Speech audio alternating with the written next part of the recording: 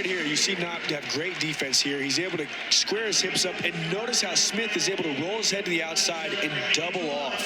That was beautiful. If he wouldn't have rolled his head to the outside, I believe Knopp would have been able to defend that successfully, but he did a great job being aware and rolled the head to the outside to change his position and give himself the advantage. That's a tough one. That's a tough one. You know, Virginia Tech with the team race lead. Virginia Tech, NC State matchup. We lose that head-to-head here at 197 pounds. That's unfortunate, but you got to give credit where credit's due. Andy Smith did a great job making that adjustment there in that exchange to find the win. Smith emerges victorious. Ming and Barket here. The heavyweight on mat number 1.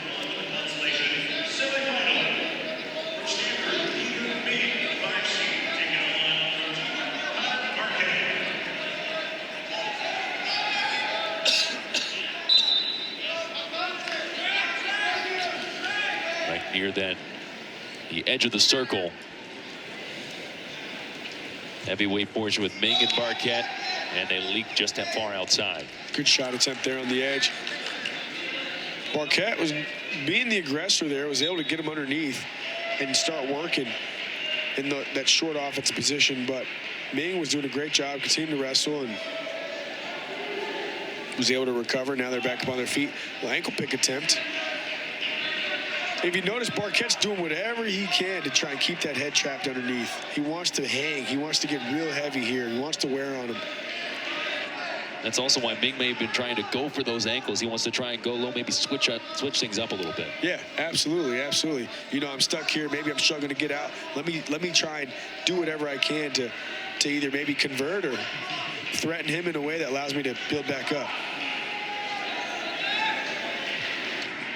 So they'll reset for a moment. Ming and Barket in the heavyweights here at mat number 1. Consolation semifinals, the 2025 ACC Wrestling Championships. Right now, Virginia Tech has the lead in the team race.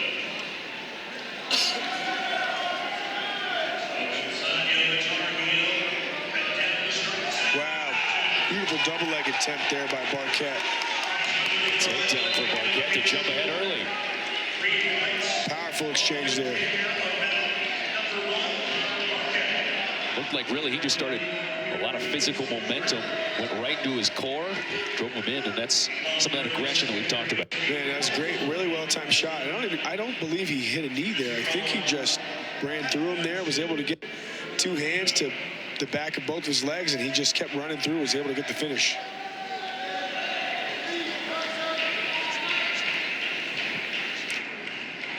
A 3-1 advantage for Barket.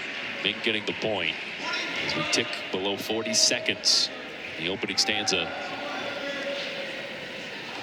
Nice shot attempt there by another. Wow, great shot there by Ming. He's able to get a hand in the back of the knee. He was able to build up into position, double off, and man, these guys, some powerful takedowns here. Ming gets the takedown. First takedown here, boom, just runs through, able to pick him up off the mat. Really, really great takedown there. How much raw strength does it take, especially in the heavyweight division, to kind of bring someone to the mat just like that? That's not easy to do. No, definitely not easy to do, and a lot of raw strength. I think, you know, these heavyweights range anywhere from 245 all the way to 275. So for you to be able to get up underneath a guy like that and just pick him up, that's tough to do.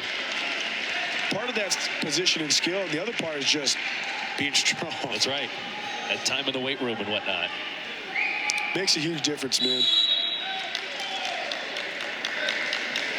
So Ming with a 4-3 advantage. Boom, gets a hand to the knee, is able to get up right away to his feet and runs through. Did a great job. Really, really good work on the finish. Honestly, beautiful exchanges by both guys. Both their takedowns I thought were beautiful. I loved the finish. They were up on their feet immediately. They didn't waste time down on the mat. And for me, that's the ideal takedown. Ming with over 22 seconds of riding time, and that's where it will pause for a moment. Knotted up at 4 once more.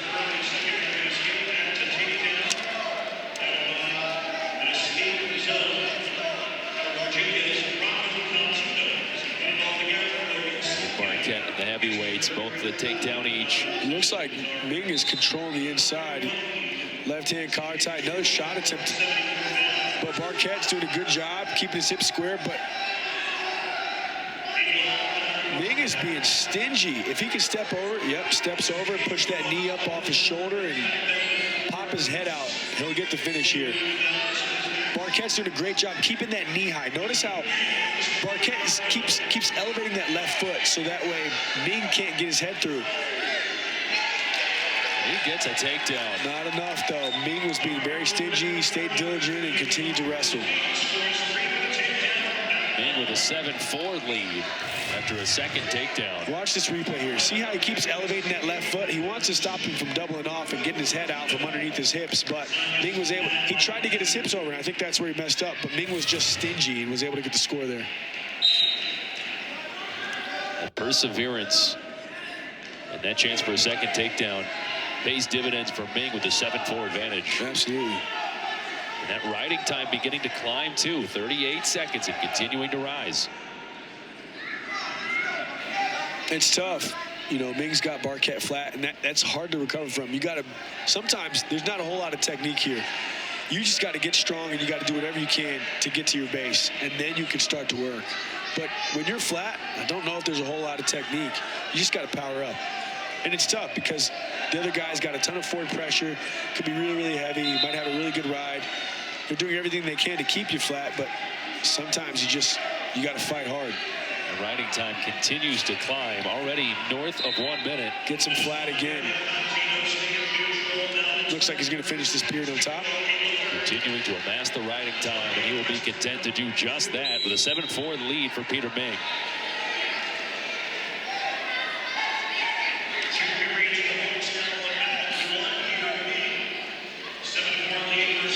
Stanford coaching staff fired up, imparting some wisdom upon Ming.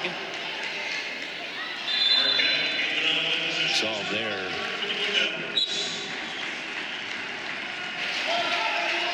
Really trying to will Ming to that victory. Oh, wow. Stands up, turns right around. Wow. Ming gets a little more done. Riding time was sinking for a second.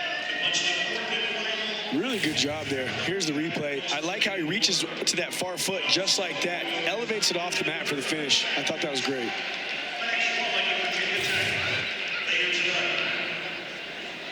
Ming with that 7-4 lead.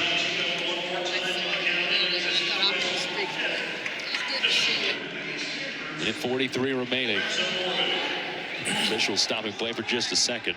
And they'll call it 9-4, adjusting the scoreboard.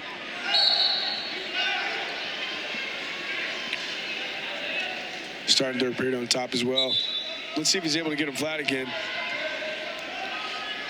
Good attempt to get to his feet right away, but Ming was able to get him back down to the mat and immediately flat. Slammed him to the mat, and you can tell he wants to continue that riding time. That wants to rise even further, just create a little separation. Absolutely. Now, watch Ming's feet, right? You'll be able to tell how hard he's driving, which plays a look how hard he's driving his toes in the mat. That creates a ton of forward pressure and makes him feel a lot heavier than he is. And he's getting a ton of the weight on the top half of Barket's body, which is what's making it really, really hard for him to stand up. So all that drive is creating a ton of power and a ton of pressure and a ton of weight, and it's what's keeping him flat. And honestly, I think he's doing a great job staying heavy. Riding time approaching 2 minutes as Peter Ming, with a couple of takedowns and now a riding time point already secured, appears to be in the driver's seat. Barket using his mat awareness to know where he's at to help him hopefully give himself a restart back in the center. Does Barket have something up his sleeve?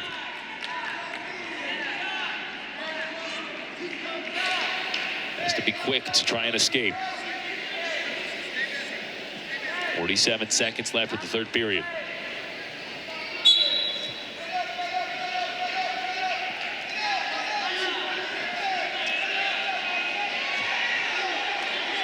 Ming almost had him. Barket still fighting. And the riding time continues to increase for Peter Ming. Couple of toes left in the circle. And Peter Ming will continue to ride this one out. Barket had some moments here, but Ming with a couple of takedowns and really dominating the riding time. That's the difference. Man, huge difference. That top wrestling makes a massive difference. And like I said, it can really take away a ton of energy from the bottom guy. It can be exhausting, and not just that, but also just confidence-wise. It wears on you mentally when you can't get out from underneath. And I tell you what, very annoying. That's a lot of weight to have on you as well for that amount of time, wearing on you physically and mentally. Absolutely. As Peter Ming polishes it off. A 10-4 win for Ming by decision.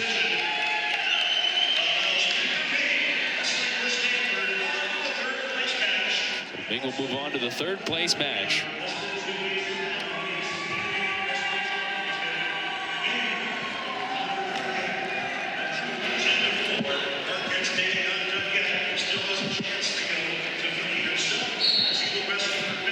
Trumbull and Neves will go to the mat, continuing the heavyweight consolation semifinals.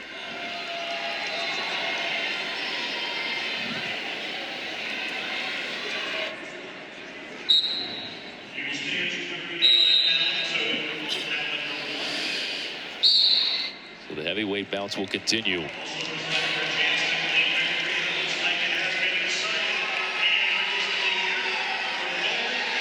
Looks like Trumbull forfeits to Neves, and I'm sure there's a good reason for that. Coaches know what they're doing, and obviously Trumbull's the type of competitor that'll fight through anything. So, not entirely quite sure why the decision was made, but I know that whatever it was the right decision. So by forfeit, it's Neves who wins. And they'll bring